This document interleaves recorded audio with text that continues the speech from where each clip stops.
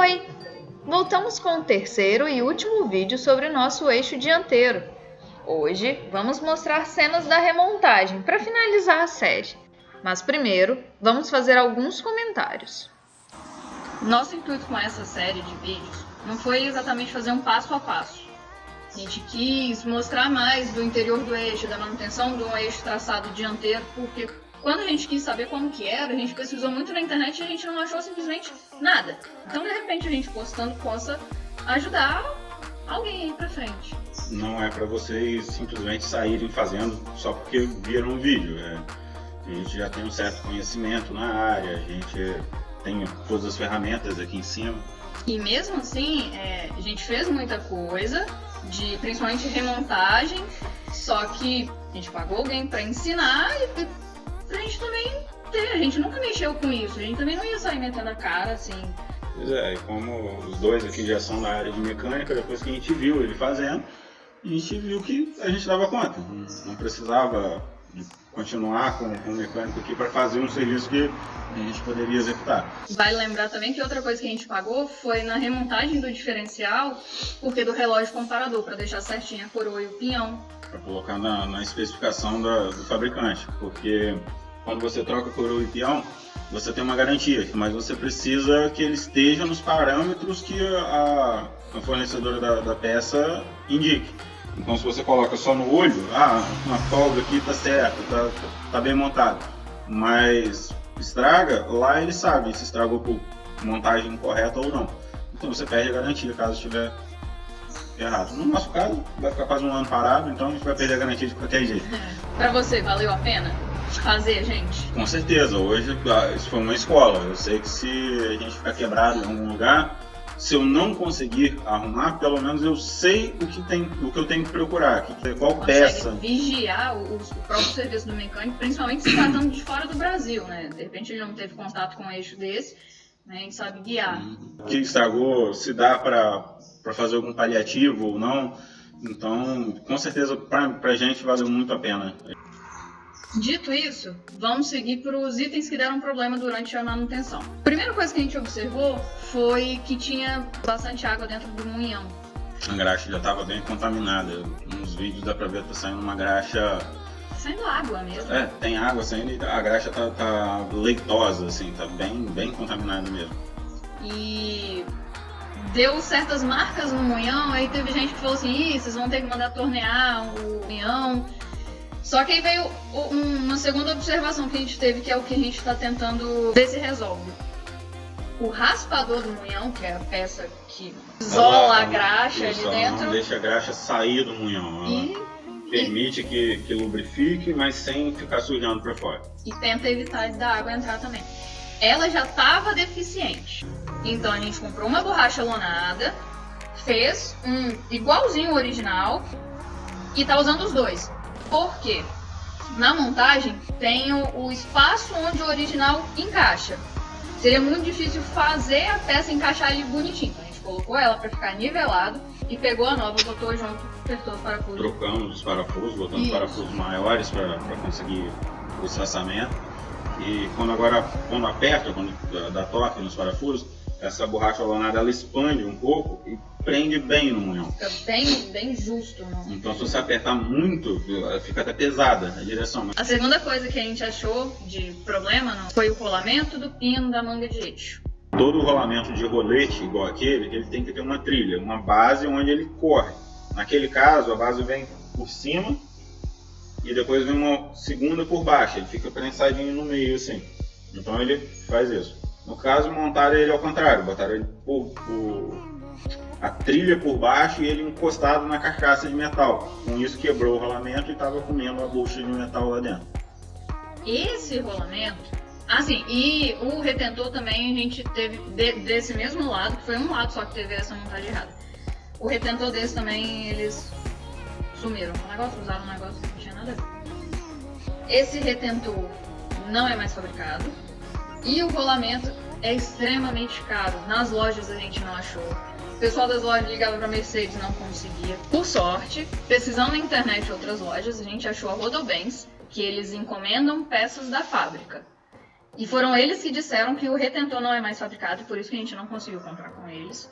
Mas o rolamento foi, metade do preço. O pessoal na internet, mesmo no Mercado Livre, tava cobrando 500 conto. O retentor, depois eu descobri no grupo que a gente participa, que tem uma loja de retentores em São Paulo, que eles enviam também, se não me engano, que tem desse tipo de retentor. A gente comprou um O-ring de 50mm, encaixou e eu dei uma desbastada no O-ring, mas ele entrou bem apertado. É porque o original, ele é um perfil quadradinho. Esse aí entrou bem apertado, está fazendo a mesma função, tá servindo 100%. E esse retentor, ele é só para não deixar a graxa sair dali quando você injeta a graxa para essa manga de eixo. Então é pouquíssima força que ele faz ali. O terceiro problema que a gente encontrou, não sei o motivo, mas tinha pedaços de encosto da coroa junto do óleo dentro do diferencial.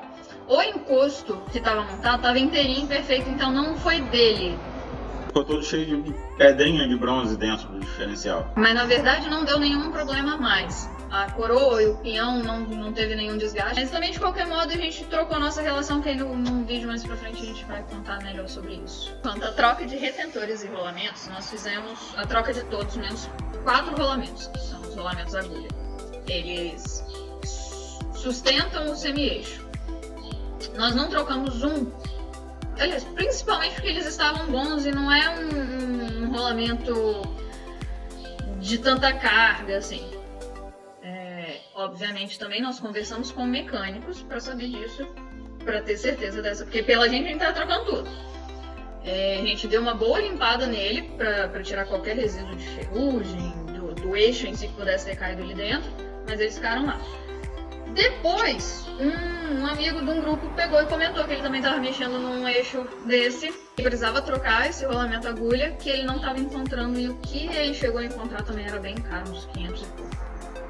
Da caixa satélite, a gente nem chegou a abrir porque o próprio mecânico que desmontou e montou o diferencial, ele olhou e falou que estava perfeitinho, então ficou aquilo ali mesmo. E tá funcionando. Todos os rolamentos de roda, todos os retentores que tinham ali para trocar, mesmo estando bons, a maioria deles estavam bons, a maioria não, todos estavam com 70% de vida pelo menos. Então, assim mesmo a gente resolveu trocar, porque é uma viagem, não é uma viagem, a gente vai morar no caminhão por anos e anos e anos. Então... E lembrando que os que a gente tirou, nós limpamos, deixamos lubrificado e está guardado como um backup. Se a gente quebrar no meio do nada, ainda tem eles pra gente resolver. Que aí entra o ponto da gente saber mexer. Pelo menos do buraco a gente sai. E depois a gente procura um profissional para mexer. E aí, falando em limpeza, antes de remontar, obviamente nós limpamos tudo. A gente usou óleo diesel, escova rotativa, canivete, de tudo. Gambiarra do banco. Que aí é isso que eu quero que você explique. Como que você fez pra limpar o interior do eixo? Ele é muito comprido, né? Então não tem como... Meu braço não entra, o da Luca, minha mão também não entra. Então peguei uma haste de ferro de 1 metro mais ou menos, fiz um corte na pontinha dela e abri pra poder pegar um trapo e ela agarrar naquele trapo. A outra ponta eu botei numa furadeira e entrei no tubo com aquilo. Aí ela vai rodando lá dentro, a gente trocou esse pano várias vezes. Injetava óleo diesel com o nosso compressor. Pulverizava o óleo diesel lá dentro, entrava com isso, tirava o pano sujo, botava no limpo, até ficar brilhando lá dentro. E saiu sujeirinho, claro. Saiu bastante, porque como acumulou a água, deu um pouquinho de ferrugem por dentro da carcaça do eixo, né? Então, até sair tudo aquilo ali, a gente teve um trabalhinho. Mas foi, assim, pouca ferrugem, mas muita sujeira. Não chegou nem a corroer direito a parede do tubo, assim, ficou marcada a parede do eixo. Então, basicamente é isso. Qualquer dúvida, deixe um comentário. Se tiver elogio, também pode deixar um comentário. Críticas, se a gente fez alguma coisa errada, que vocês sabem que está errado também. A gente não é profissional, a gente precisa aprender. Não fique com vergonha de criticar só porque está pronto. Exatamente. Porque a gente prefere consertar do que descobrir lá na frente. Então comenta aí embaixo, curte, compartilha. Se for interessante para vocês, passem para outras pessoas. E é isso aí.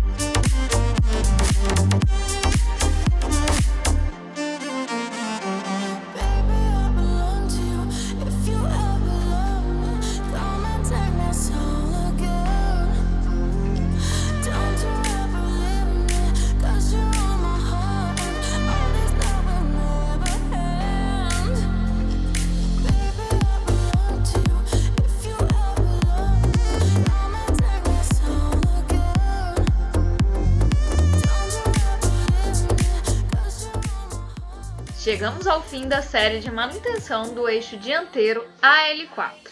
Esperamos ter conseguido demonstrar cada etapa de forma clara e objetiva. Se tiver dúvidas, opiniões, críticas ou elogios, deixe nos comentários. Um grande abraço! A segunda coisa que a gente teve problema... Quer que eu fale saúde ou eu volto? Volta.